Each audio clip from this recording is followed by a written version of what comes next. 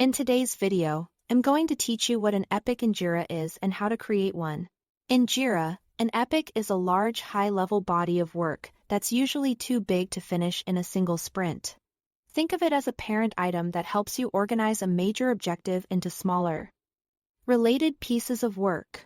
Those smaller pieces might include tasks, user stories, or even bugs.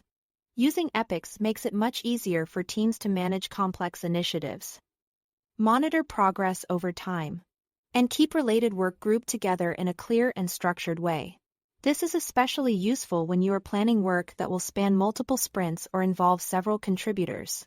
Instead of tracking everything as separate disconnected items, an epic gives you a single umbrella to organize that effort. It helps create visibility for both the team and stakeholders, while also making project tracking more manageable. Now let's go through the most common way to create an epic in Jira, using the global Create button. One of the reasons this method is so popular is because you can do it from almost any screen in Jira. So you don't need to navigate to a specific board or backlog first. Start by clicking the Create button in most Jira layouts. This appears as a prominent button in the top navigation bar.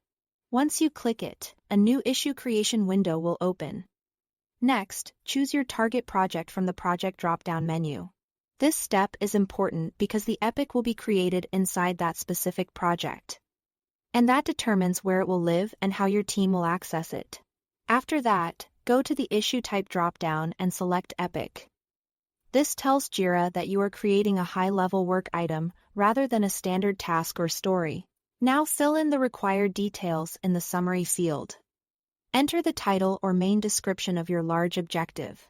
This should be short but clear, so anyone looking at it can quickly understand what the epic is about. For example, it could describe a major feature or initiative. Then, in the description field, outline the goals, acceptance criteria, or any relevant context. This is where you can add enough detail to help your team understand the purpose of the epic and what success looks like.